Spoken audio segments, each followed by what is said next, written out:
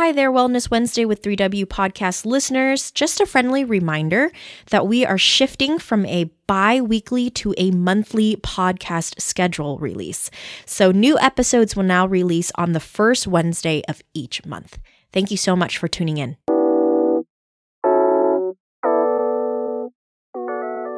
Hello, and welcome to Wellness Wednesday with 3W.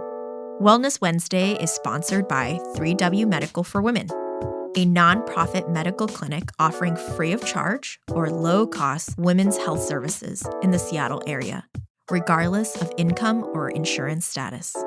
3W does not profit off of the health choices women make. The information shared in this podcast is the opinion of the speaker or speakers.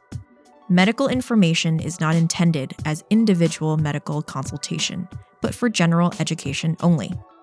Always talk to or consult your own health professional for personalized advice regarding medical decisions. And if you're in the Seattle area, consider making an appointment to consult with us. I'm Helen Nguyen, CEO of WAMS/3W Medical for Women and the host of today's podcast. Hi, everyone. Welcome back to Wellness Wednesday with 3W. I am so thankful and grateful that Dr. Clay is back in our studio. But this time, guess what? He's back in person, which is a game changer, guys. It just so happens that he's in town to do a conference and a presentation, and he's actually in our studio space. Yeah. So it's very full circle for me, Dr. Clay, because I saw you at a conference in San Diego, right, on stage. Yep. And I was like, he's cool. How do I get to know him? And then I got you on a Zoom call, and now you're like in person and you're talking to me as an individual, and I don't have to share you with anybody. And it's pretty cool. It's pretty cool. So thank you for taking your time to come by for a visit and do this in person. It makes a big difference. Yeah, it does. I mean, I remember when we talked about where the clinic is in Seattle, and I said, "Well, I'm coming to Seattle," and it was just like the stars aligned. Yes, you know. Yeah. So I'm really glad that I could come out and see the clinic. And for all the listeners out there that maybe haven't seen the clinic or don't know much about what it's about, maybe this clinic's amazing. I mean, Helen, what you guys have here is, I know I've said that, or we've already had lunch and everything. We already talked about it, but I just want the listeners to know that what you guys are doing here is incredibly special. Yeah. And it's an honor to come and hang out and see the clinic and also talk a little bit more. You know, I had such a fun time last time. Thank you. Yeah. Yes, it was, I learned so much about our conversation. I mean, I learned so much at the conference that you presented at in San Diego, but getting to talk to you personally was really cool. And just spending time with you today has been a true blessing for me. And thank you so much for your affirmation of like, this clinic is a real deal. Yeah. Like it's actually a real place and practicing real medicine. All of that stuff. So thank you for your time. Absolutely. Yeah. So I wanted to kind of continue our conversation from last time and build off of, this is such a big topic, reproductive grief, and then specifically for couples, but specifically for men. Yep. And I was just talking to my sister-in-law yesterday, who is a counselor as well. And ever since she had her miscarriage, she has really stepped into that reproductive grief kind of space. Sure. And that's been her thing. So when you talk about it being your thing, I totally understand a little bit more that it's been her thing. And she brought up yesterday, just on a text message, how, do you have any resources for guys? Because no one really addressed it with my husband. Yep. And she does couples therapy too. And she said, the guy is usually kind of not recognized as going through grief, but sometimes just put aside because it's the woman and it was the baby that was lost inside of her. So there's a lot of special attention on her. And so this is a continuously prevalent conversation in my life. And you have just beautifully shined this big spotlight on it. And well, first of all, my question would be, just personally, you're so passionate about it, but how, as you've gotten more and more into it, what has it taught you personally? Wow.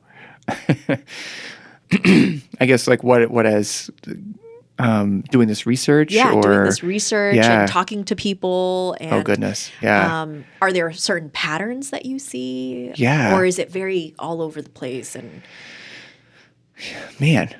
sorry, that was a big question. No, it's good.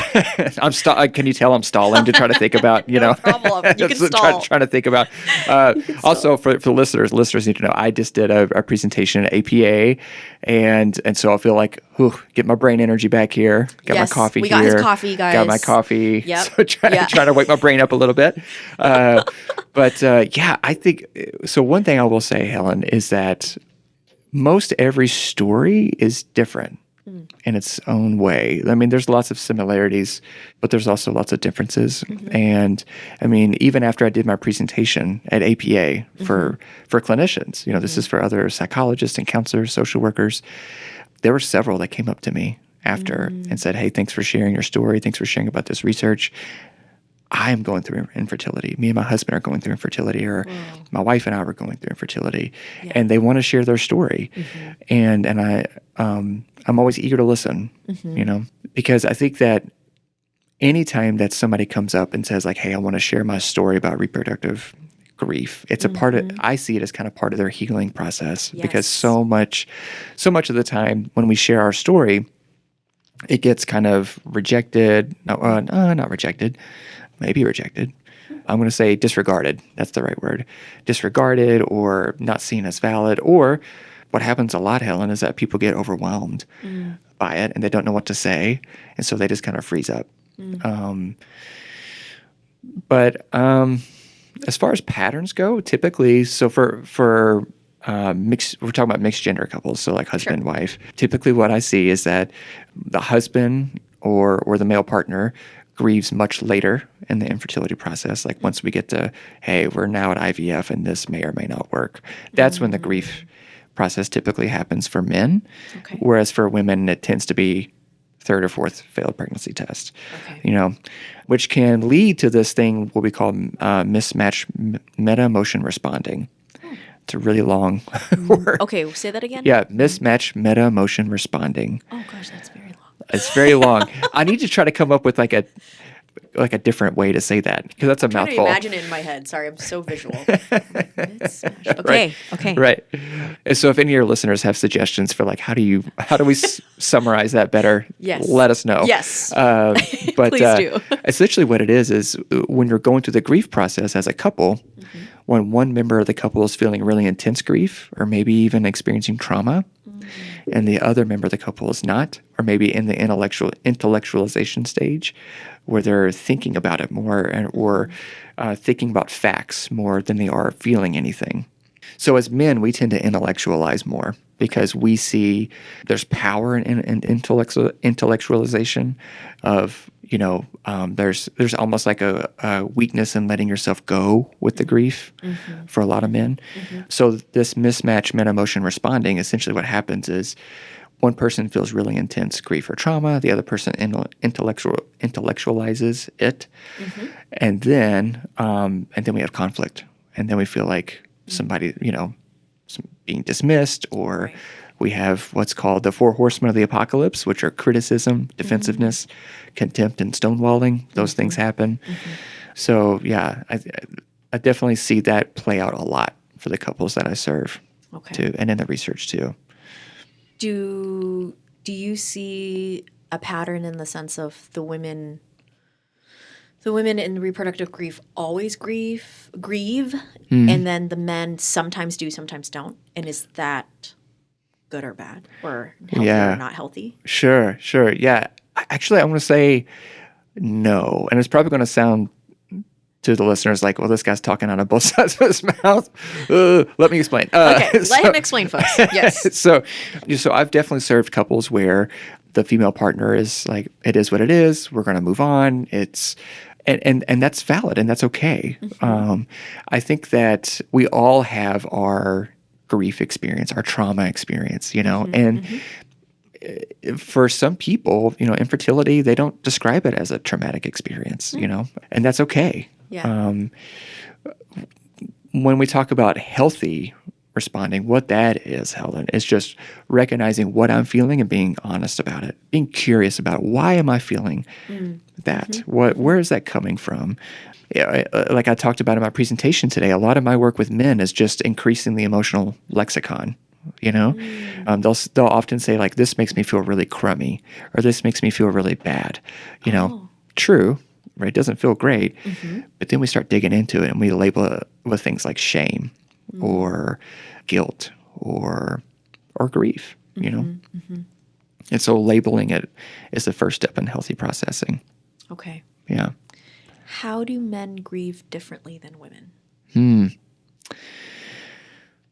So typically, I'll just talk about the couples that I serve. Typically, what I see, Helen, is that men will try to intellectualize. I'm having a hard time saying that word today. It's okay. Just drink more coffee. I'm going to need more of this Americano here, guys.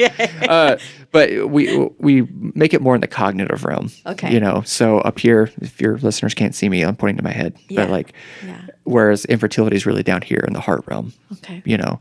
It's a feeling. It's there's grief involved. There's shame. There's guilt. So in the study that I presented on an APA, we found 4 themes that came up for the men that we interviewed and how they processed this grief. Okay. The first theme that we saw, Helen, it's called legacy lost, is what we called it, which was essentially this feeling that I need to pass my genetics down to be masculine. Yes, I've heard about that. Yeah, like almost like having this, like, if we're talking about it like a Game of Thrones type thing, like passing my line down, or something like that. But, to be honest, I kind of felt that too when my wife and I were going through infertility, and I wasn't able to put my finger on like where it came from or but looking back on it, I think like, yeah, maybe I had a little bit of that, Is there historical ties to that of just culturally, that's kind of how we've been programmed to think of like the male as the one that passes down the name. Yeah. Does that tie back into like our last names and stuff like that? Yeah, I think it does. Okay. I think it does. Okay. Well, I know for me personally, like there's not a lot of Brigances left, so like there was like this kind of feeling like, well, to pass on our family name, like I need to be able to reproduce and have a child, So that was kind of a thing. But in a broad speaking way, I think that's true, Helen. I think that's of like, hey, we need to pass down the name, or like being a like fulfilled or powerful male. Like I need to reproduce in that way, maybe. That's like part of their role. Yeah, for sure. Yeah, and the other themes were also all very interesting. There's guilt and pain was another one where almost all the men that we interviewed, Helen, would say things like, every time I would go and give my wife a progesterone shot, I would say to her, can I give myself a shot too? Can we make it even? There was just all this guilt that, hey, my wife has to go through all this physical pain and I don't have to do much. Yeah. And there's also this feeling of, another thing we picked up on was like being man enough and thinking, because I can't give my wife a child, I'm not man enough. It's interesting. There was one of our participants was from the United Kingdom. We were talking about London earlier. And, he's from the United Kingdom. And I love talking with him. It's a beautiful story. But he talked about how in the UK, there's this term called Jaffa. So Jaffa oranges don't have seeds. Oh. And so men will call other men Jaffas who can't reproduce. It's a little harsh. Yeah. And so he experienced that. And so that goes back to like, I'm not man enough. Something about me is broken. It's inadequate. But the last thing I want to talk about, because it leads back into your question a little bit more concretely, I think. And we talked about a little bit before we went on air here, is that well-intended chivalry, where men and mixed gender couples will think about pain as like this zero-sum game, almost like the Pain Olympics, right? It's Paris 2024, like we could think of it like that, right? So it's Pain Olympics, right? Of like, your pain's a lot more than mine. So whatever I'm feeling, I need to stuff down to lift you up and to support you. So that last one, Helen, is going to make it really tricky to understand when a guy is grieving, because he may be experiencing grief, shame, guilt, and he's pushing it down. Stuffing it. Yeah. A lot of men what actually in our study would say things like, whatever power I had in me, I just used it to stuff it down because I wanted to build my wife up, you know? Yeah, I mean, as you were describing those different ways of grieving for men, I got a flashback of at kind of the height of mine and my husband's infertility journey. I had to go in for a procedure, and he had to wait for me outside in the waiting room. And I come out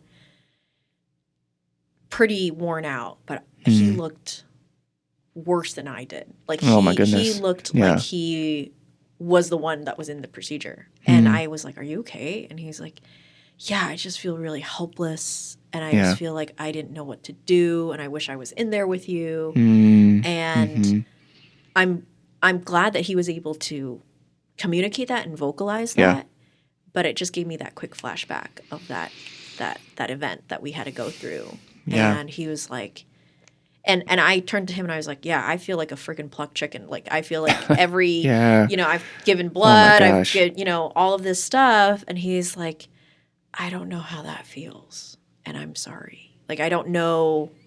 I wish I could do it with you, so that I can feel that way with you. You know, because I would have to take, as we were going through figuring out what type of infertility we have and what's wrong and all of that stuff, I would have to take 6 months on, 6 months off. Like I would do it I would be in it for 6 months, and then I would have to take 6 months just for mental health wise. I was like, I cannot. Very, very valid. Yeah, keep getting poked and prod. Sure. And it took a while for my husband to understand that because he was like, "Well, you just keep going. Just keep going." I was like, "Steve, I cannot keep getting prodded and take this medication and going through this." And eventually he was like, "Yeah, it's probably not good for you. Let's just take a break." And so we decided that like 6 months on, 6 months off, 6 months on.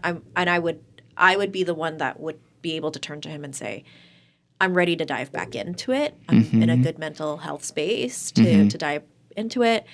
And I would be the one that would be like, "I need to tap out. It's too much. I am like distraught. This is not good. I'm sure being this anxious and this stressed out is probably not good for my body anyways." So yeah, that was a quick flashback for me.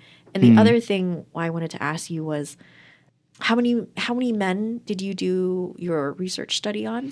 Yeah, so it was 7 guys. So it was a IPA study. So it was an interpretive phenomenological analysis. Oh my! I know you're throwing a lot of big words after lunch. I know. Yeah. It sounds a lot fancier than it is. Yeah. Wow. Okay. So, but we call it IPA. You know, IPA. So. Essentially what it is that you just have, instead of having a hypothesis, like here's what we think is going to happen, you suspend judgment. So you just have a research question. So our question was, how does masculinity underpin the grief process for men? You know, like how does our masculine identity influence that experience? And so typically you need between 5 to 12 participants, and we got 7. And we had guys who had male factor infertility. We had guys who discontinued treatment with their wives and decided to live a life as a couple and without children and everything kind of in between. So it was a great sample of guys to work with, and it was amazing to hear their stories. I mean, I can remember, just hearing their stories and just kind of feeling like, oh, it's kind of like a holy moment, if you will. It's just like a divine, like getting to hear this story that hasn't been told. And one participant in particular really impacted me, Helen, when he talked about the birth story for his daughter. He talked about this story, and I noticed that he was talking about it in a very intellectual way, very factual. Here's what happened, here's what happened, here's what happened. But as he got further along in the story, he was getting tears in his eyes, but still staying very factual. And then he talked about how a bunch of doctors came in, told him to go to the corner of the room, and they're going to work on his wife for a little bit. And after about 5 minutes, he was told to go to the waiting room and that they need to work on her. Here's the baby. Gosh. Yeah. And so very traumatic, so there was an hour there where he didn't know if she was going to make it or not. And so he talked about through tears, through weeping, and there's times we had to pause the interview to allow him to really cry. Yeah. But he talked about how he just went into problem-solving mode. He was sitting there holding his newborn, Ellen. He was saying to himself, "Hey, can I do this on a one-person income? Do I need to sell the house? Do I need to do all this stuff?" But at the same time, he's crying. So it was a very, incredible story to hear. She's perfectly healthy now. She's A-okay. But he talked about how that hour I just went into problem solving mode. And it was interesting. He never said he was scared. He never said he was sad. He never said that he was terrified. But you could see it on his face, So were you able to connect the dots for him eventually, or is that still something he needs to process? Yeah. So I did ask him, like, hey, what emotions are you experiencing? And he said he didn't know, but, and maybe he was just overwhelmed in the moment. Yeah. Very fair. Yes. Very, very valid. Yes, absolutely. But kind of going back to this kind of overarching question of how do men grieve differently, men tend to go to problem solving. Men want to be able to go in there and have a problem, tackle it, and kind of conquer it, And I don't know if I mentioned this in our last time together, Helen, but, there was a client of mine, her husband was like remodeling the whole house because he felt like he couldn't do anything. So he was like going in and remodeling stuff. So he feels like he could like fix stuff. And I would see her virtually. So she would be like in her little home office, and I can hear like like saws and like hammers and stuff. And she's like, "That's just my husband. He's finishing up the bathroom upstairs, Okay. And is that healthy, in your opinion? Yeah, I think so. Yeah, I think that we all process grief and trauma differently, and some of us need an outlet. I think where it gets unhealthy is when it becomes unrecognized that that's why we're doing it. There needs to be a recognition of like, I'm feeling anxious, that I can't do anything to help. So I need to feel like I'm doing something. So I'm going to paint this room today.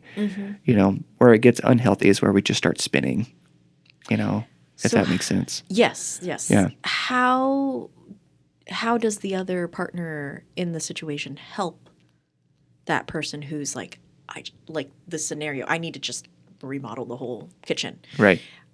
How should one approach? Like, if you recognize, okay, he's grieving, he needs something tangible to do. Yeah. If I was that spouse, if I was that wife, how would you coach me to approach my husband, to allow him safely to tell me, you can tell me if this is your way of grieving? Yeah.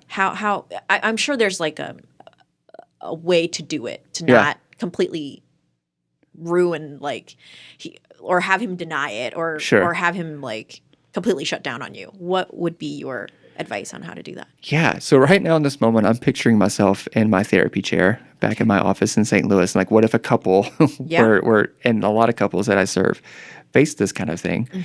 I think I would, first I would definitely encourage bring it up gently.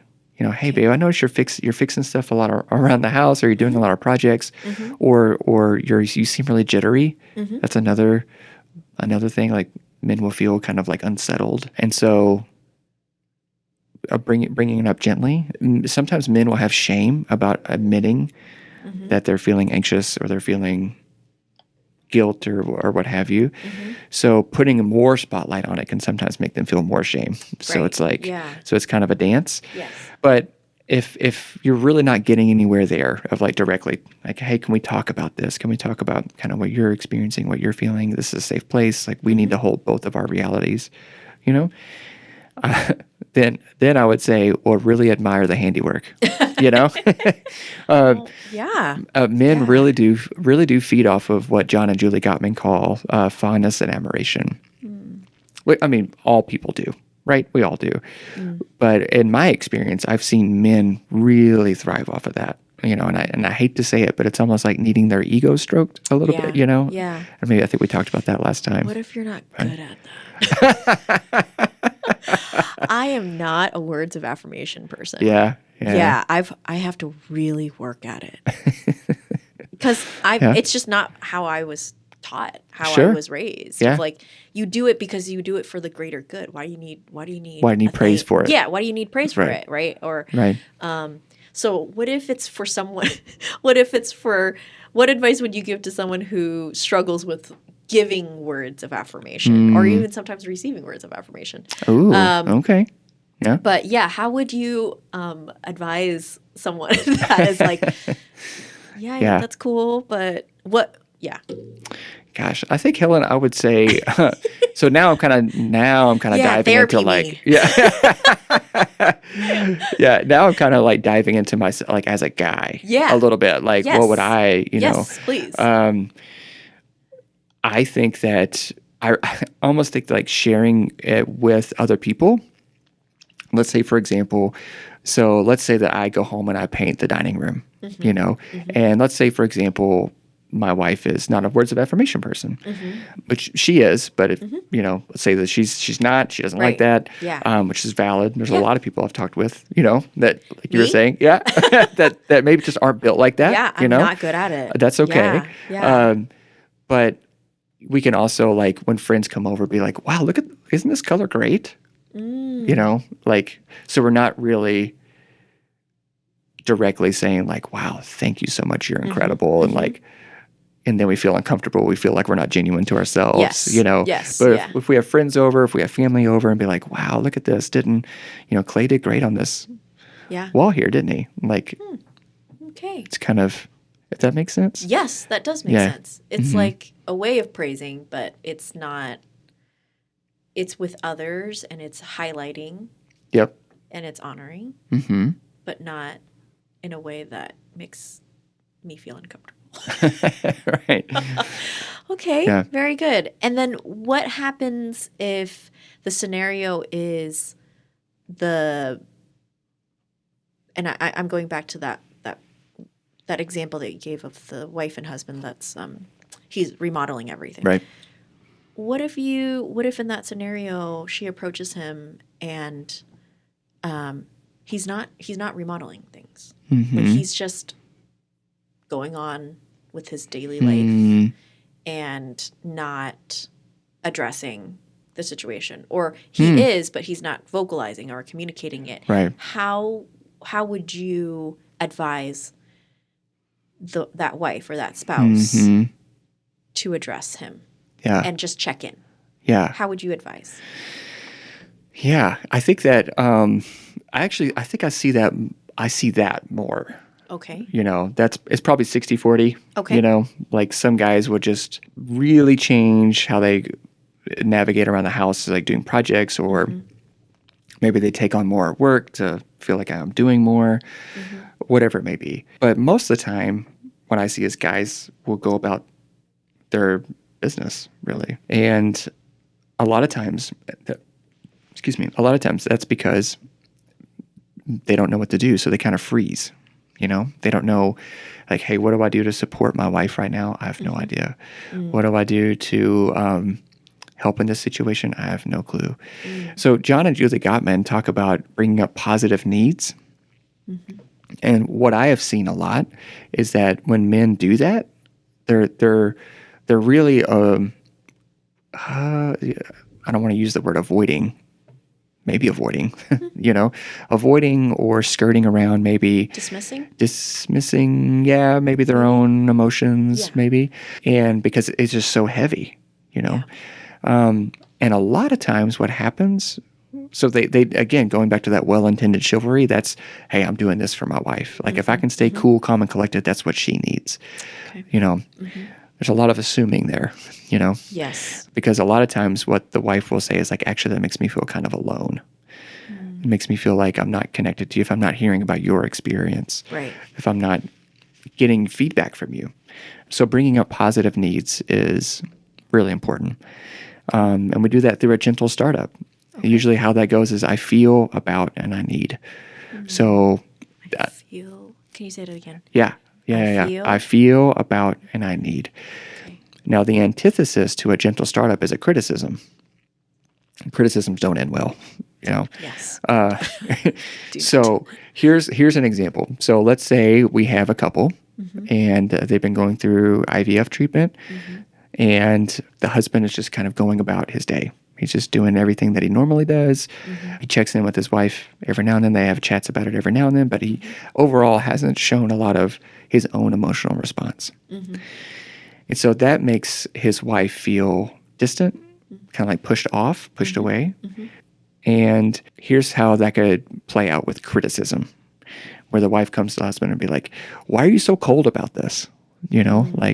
Or why don't you share what you're experiencing? Why are you so quiet? Then that becomes like a perceived attack, but we win or lose together, So if we started with a gentle startup, which is focused on me, which is why we started with I. So maybe saying something like, I'm feeling kind of worried about you because you haven't said much. And you know what? You've asked me what I need. I think I just need you to share kind of what you're thinking, even if it's nothing, And you see the difference there and like how we, that really sets us up for a better conversation. Yeah. Now, how the other partner can receive that, he can receive that with defensiveness, right? Which is, what are you talking about? I'm fine. That's silly, Or we can do this thing called accepting influence. Now, I'm about to release a study. This is hot off the press. You've heard it here, folks. Okay. So I'm going to release a study soon about how accepting influence is really powerful for couples that go through infertility. It helps their conversations. It helps their emotional connection. It even helps their sex life. All of that. Yeah. Okay, say that again. What's the name of the research? Yeah, it's accepting influence. It's John and Julie Gottman came up with this concept, and essentially, it is a really fancy way, Helen, to just say humility. That's all it is, really. That's so good. Yeah. So with accepting influence, let's say there's a gentle startup from the female partner. The male partner then accepts influence, so he says something like, oh, yeah, okay, I could see how that could totally make you feel that way. I didn't intend that, but I could see how that would really make you feel that way. And I think I'd be open to talking about it. I don't know much about what I'm experiencing, to be honest, but I want to explore it because I want to feel close to you, So that's accepting influence,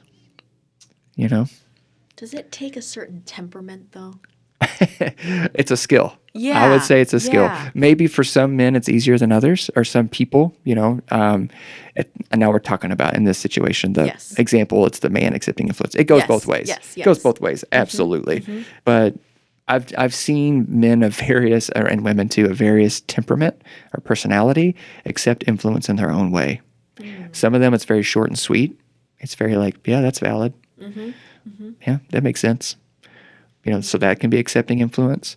But what really is beautiful is when you lean into it. Yeah. When you ask follow-up questions. Guys, if you're listening, ask follow-up questions. Can you give us an example? Yeah. So follow-up questions, this is something that is so simple, but we just don't think about it when we're talking about each other's experience through infertility.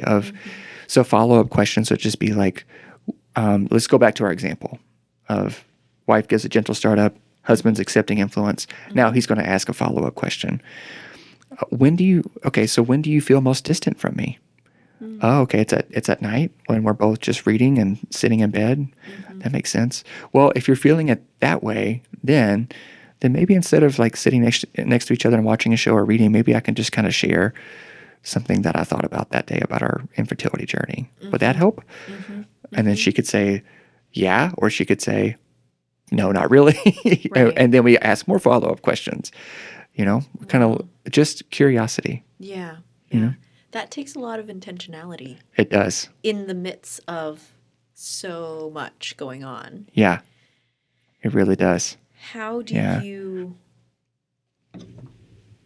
put that into practice initially? Because I'm assuming a lot, but I'm assuming that's hard to implement just right off the bat, right? In the midst of grief, in the midst of all these different emotions, in the midst of work and life and just everything coming at you.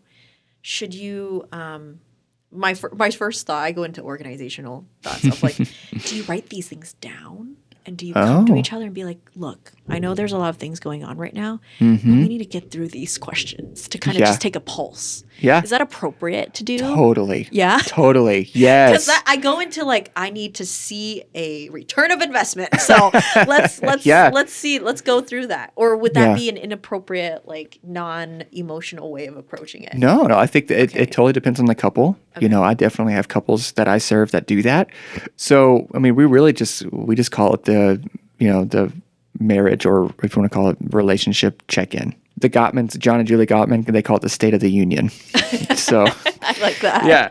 So just coming together and just, hey, and I think it's beautiful to do. Like intentionally, you can go on a date to do it, go have a drink, go get dinner. You can be at home, like just sitting together on the couch. Take 5 minutes. 5 minutes is all you need. What do we do well? What do we need to work on? What do you need? Those kinds of things. What happens when couples don't do this? What happens when couples don't invest in that 5 minute of a pause to go, are you okay? I'm okay. Are you okay? I'm okay. What happens? What do you start to see? Yeah, I start to see more and more of, and it doesn't have to be this check-in. That's beautiful. But any type of emotional connection. Yeah. If that is starting to get eroded during the infertility experience, now we're starting to see a wedge between the couple. That's when we see sex life start to derail. Because to have a good sex life, you got to have emotional connection, you know? And gosh, sex is just totally thrown on its head during infertility. Right. Anyway. Yeah. We don't need anything else like making it harder for couples, well, you know. You feel like you're working with a broken car. Yeah.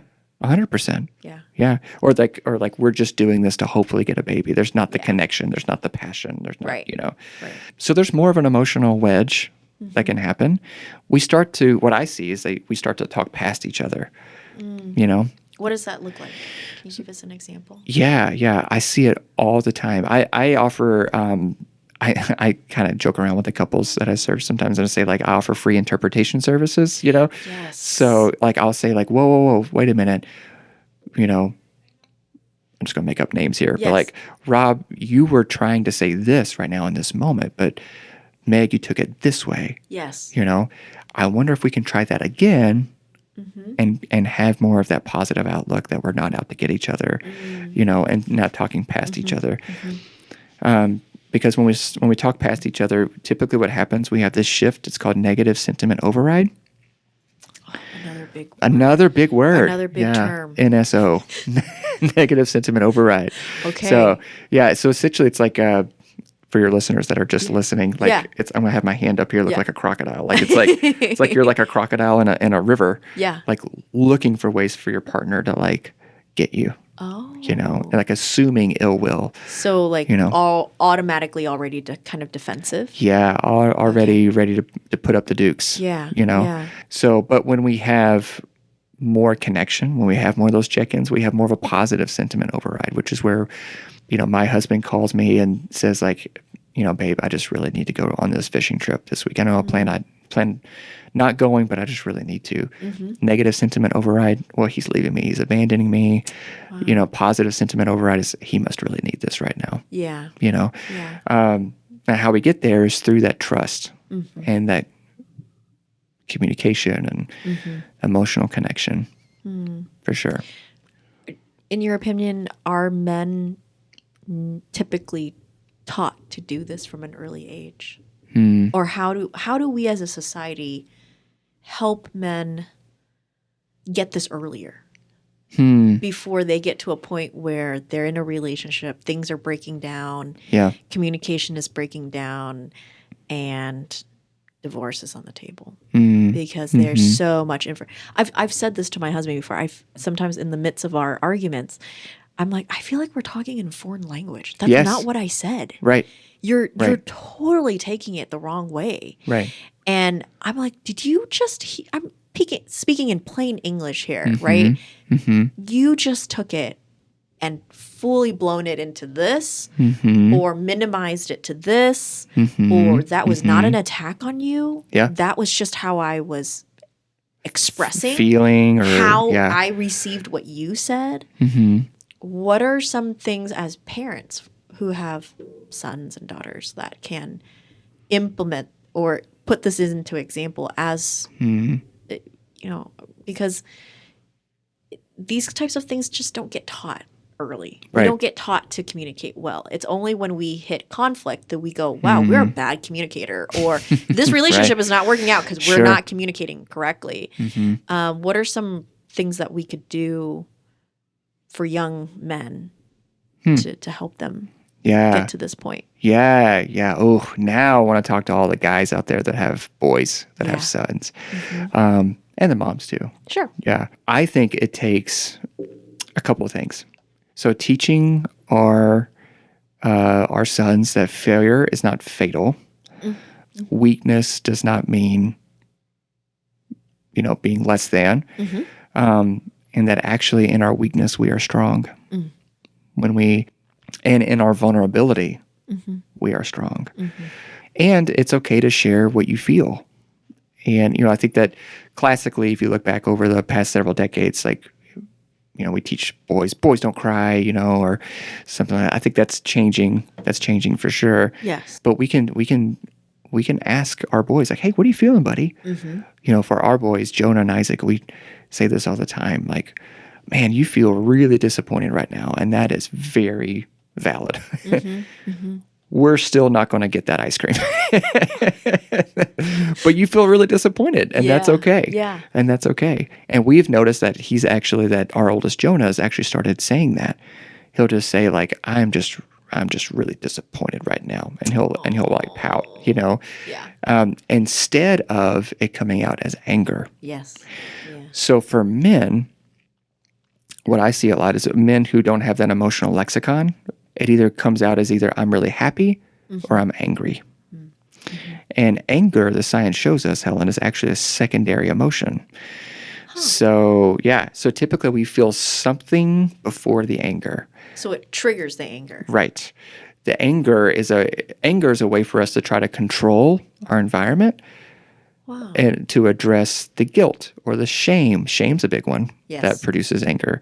Anxiety is a big one. Worry is a big one that produces anger. So, so if we can help them recognize what they feel behind the anger, now they're going to have a way to express all kinds of emotion. Right. Like they could say, like, I'm really angry, and I think what it is that I'm actually kind of sad. Can I tell a story? I want to tell it myself. Please. Go for it. So my wife and I, we go to church, and it's very important for us. It's important for us to teach our boys about our faith and those kinds of things. And so we went to church, and Jonah, our oldest, who's almost 5, every time I say that, Helen, I've said it like 2 or 3 times to you. I know. Hanging out with you today, and I'm like, oh man, he's almost 5. I know. But he just went to church kicking and screaming. Not like him at all. He's a pretty anxious kiddo, but I was like, man, he usually, like, his best friend is in his little church class for kids. I was like, man, this is strange. And also really, because he's just screaming the whole time, right? And that makes us totally get it. Oh, it's overstimulating. And it's at church. Yeah, it's totally get it. It's overstimulating, and it's like, ugh. So we get there. I carry him. He's still screaming. He's still crying. I go with him into his little church class, sit with him for a little while, still screaming, still crying, and eventually I just leave. Yeah. And I have to peel him off of me. Yeah. And this was really hard. Yes. And so I went out into the lobby. And my wife and I just waited because we're like, well, they're probably going to call us back. We're going to wait. We don't want to go and sit down and then have to get up again. And, Right. Yeah. So we were just waiting. And my wife said, I can't do it. I can't do it anymore. I got to go get him. And so she went and got him and pulled him out. And you know what? I found myself actually feeling angry with her. And so I didn't really show it on the outside or anything. I was I felt this surge of anger, and I was like, whoa, what is that about? I had to get curious about it. Why am I angry? What's behind the anger? And I think I just had to sit and recognize that I felt sad. I felt sad for my little buddy Yeah. that he was having a hard time. Yeah. And I really wanted him to have a good day this day. We were doing other things too for the rest of the day, but I really wanted him to have a good time at church, and he wasn't. And I just felt sad for him. Yeah. So my wife going to get him, I was like, I was thinking inside, like, you should just let him cry it out or like whatever, you know. Yeah. But then I had to like get curious about it, and my wife could tell that I was just kind of sitting there. Jonah was in my lap, and I was just sitting there. Yeah. And she said, "What's wrong?" And I said, "Well, initially I was angry when you went to get Jonah, but I had to sit and think about it, and I think I just feel sad, and he was having a hard time." Yeah. So, but you can see how that could quickly spiral. Yes. If she comes out and I'm just like, what the heck are you doing? Like, you should leave him in there. And like, you're coddling him. Yeah. Now I'm criticizing her, and now she gets defensive, and now around and around we go. Yes. But if we can stay with our primary emotion, get curious about it. That takes a lot of practice. A lot of practice. It takes a lifetime of practice. Yes. And to encourage your listeners, you're going to mess up. Yeah. We all do it. So when you do mess up, to recognize that part too and apologize. Yeah. So actually my research shows that repair attempts can be just as powerful as bids for like emotional connection. Okay. And couples going through infertility. Okay. So couples that go through infertility do have a lot more emotionally heightened conflict. It's what I call emotion coming out sideways. Like your bucket's just full of all the stress from the fertility treatment. You've got no more room for any more stress. Like it just fills the whole bucket. Right. So, then like, hey, if my wife parks her car a little bit sideways, or my husband doesn't fill the ice tray right, then we're just, now our emotions like come over the edge. Like it's one more thing. Yeah. And so our emotions come out sideways. So kind of that being in the moment, what we call interpersonal mindfulness of, I am really angry that, I don't know, just coming up with weird examples here. I'm really angry that you parked your car in the garage and wouldn't let me. And I recognize that that's kind of crazy, but if you're not able to catch yourself and you just fly off the handle, start with a criticism, round and round we go, coming back and saying like, hey, look, that did not go well. And I love you. I don't know how we repair, but that didn't go well. That's the humility part of it, right? Instead of going like, I don't even want to talk about it anymore because it's stupid and it's a waste of time and he should have known better. And why did he... Instead of taking it as this personal punishment or like the other person's trying to punish you subconsciously. Right.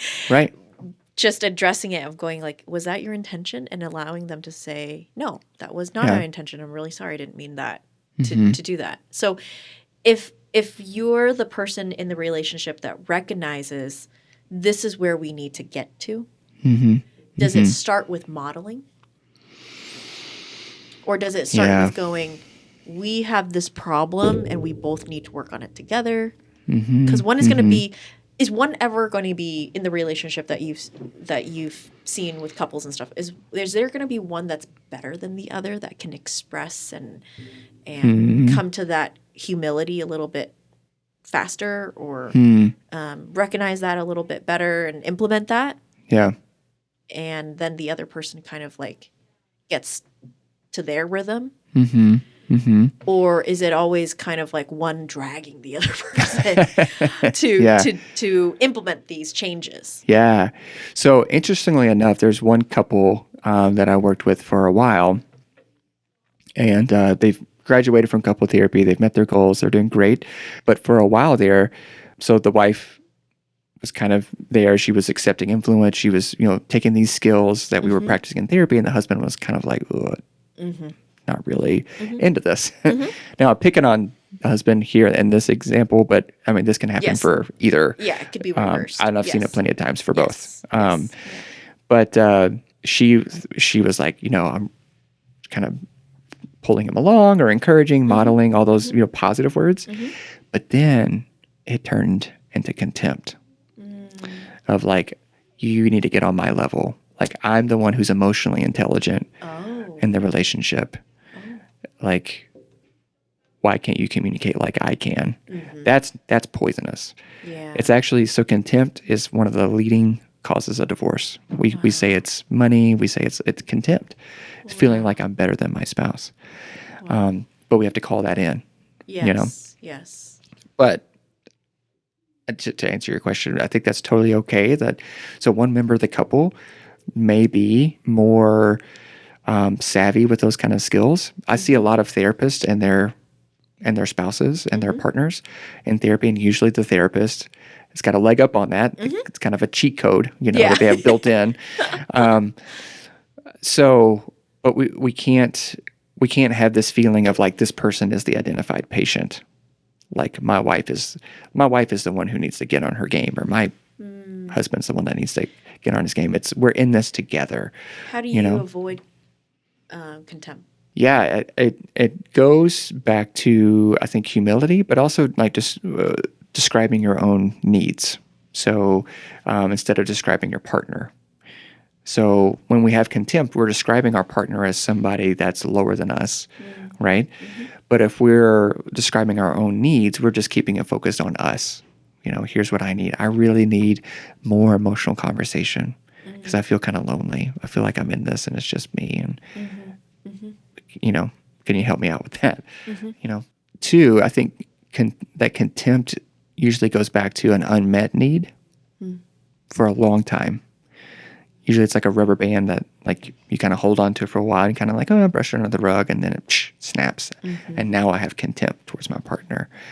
So it's good to be attentive and attuned to yourself and recognize what you need going through infertility and communicate it. Yeah. It's so complex. It is, isn't it? Yes. It's because I feel like that's why we need folks like you, because you peel back this one layer that you think you're addressing, and then there's a whole nother section that you're just like, okay, after that there's this, after that there's this. And do you in your expertise, like, do you recommend, like, even if couples are seemingly okay,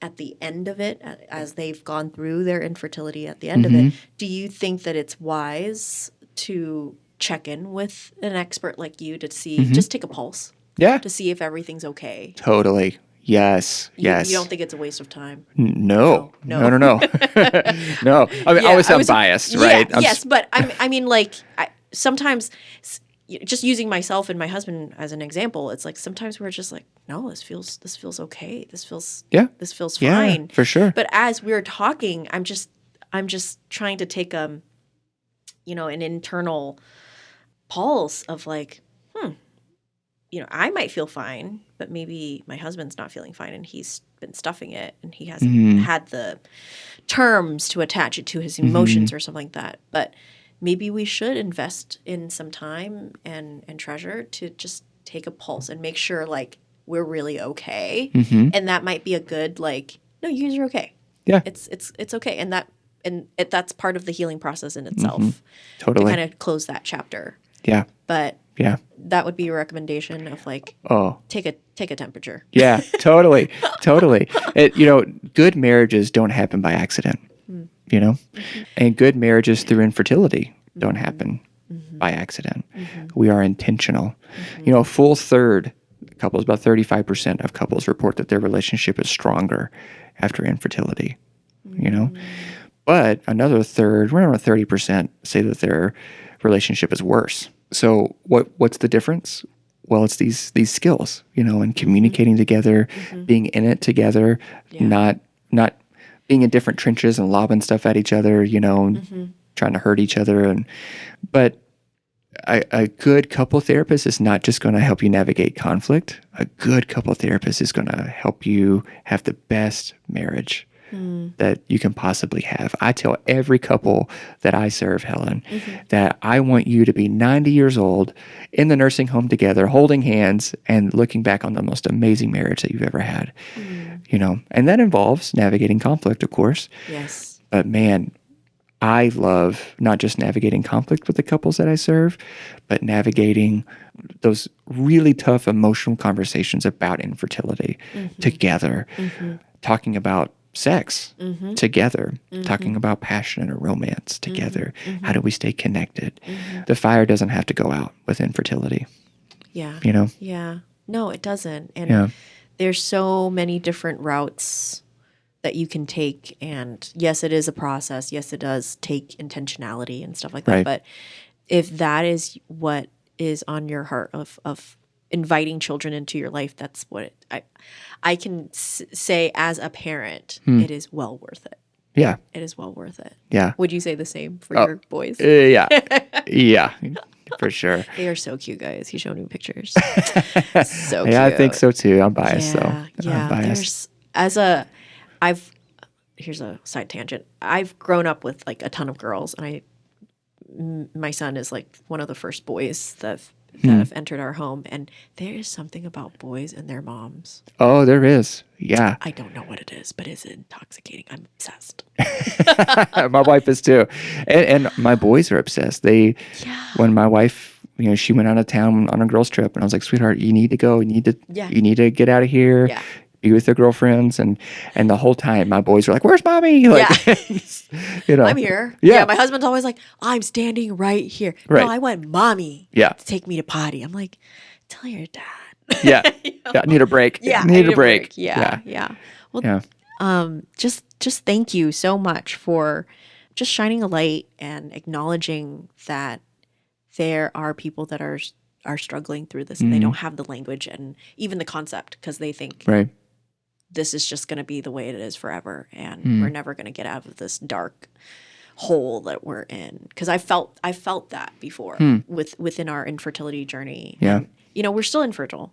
It doesn't mean that it's ever going to go away, but it's knowing how to navigate that grief is really, really powerful, because then it doesn't master you. It doesn't own you. Yeah, for sure. And it becomes, it's part of your story. And I think that's powerful and strengthening for other people to hear it in a light that's healthy. Right. So thank you for giving us these healthy approaches and terms that we could resonate with, because sometimes when you're in the midst of it, you just don't know how to even interpret it. Yeah. So thanks for being a fantastic interpreter. Oh, thanks.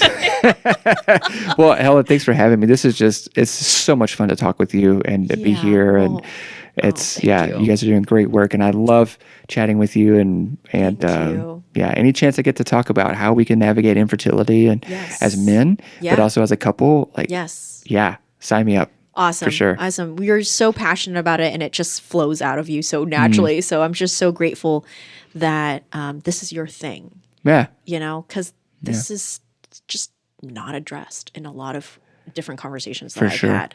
It's very much like either very taboo, or people don't have language to it. People don't will stuff it, like you say, and for you to say, no, let's address it, because we as a community, as we want to lift each other up and make each other better, not the other way around. So thank you so much for your time and your expertise. Absolutely. I've learned so much, so many new terms. I need to re-listen to this podcast and write it down.